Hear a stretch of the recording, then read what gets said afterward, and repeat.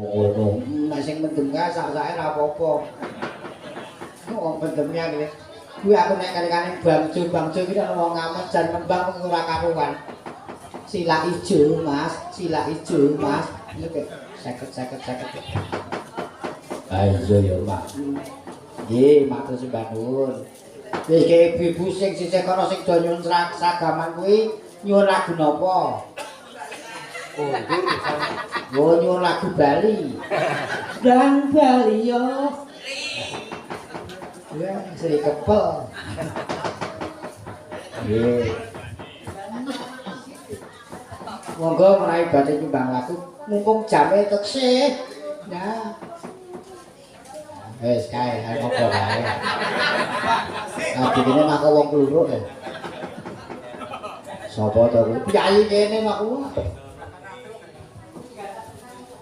Oh, sampeyan iso ngangkung to? Oh, Nyos, Mas. weh, lah sesuk malah ngene wae aku tak manyang kek sing ngiringi kowe nganggo angklung ngono. Oh iya. Nggih. Demo dalange omah 500 samplunge 700 dari. Paling 200 ae, Mas. Weh, menyanyi pokoke cekewer Mas.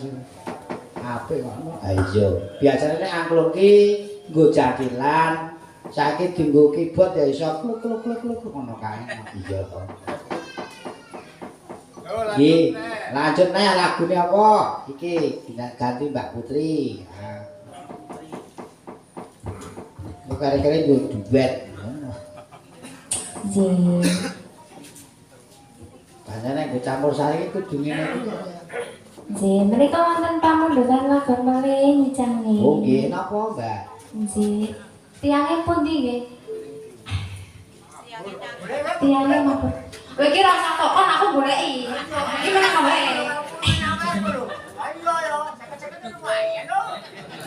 Ayo sambat dong. Aku nek kecokot piye? Aduh, bapakku pun sowan mriki, Pak Basori. Weh, lha kowe MC dino. Nggih, MC kondang menika nyicange. Biyen cilikane kulino bas-basan terus jenenge Basori. Oh, nggih, bas-basan nggih. Pak Basori nyuwun agen menapa monggo? Podang kuning, duwite jenengan. Kok ising-ising biasane ra tau ising iki biasane. Pak Basori iki gagah ya no. Nggih, gagah Aku ini ketemu ning kowe tak lemah ngarit ki. Oh, nggih. Ada dek ngerti napa nggih? Wah, mendone akeh banget. Oh, nggih.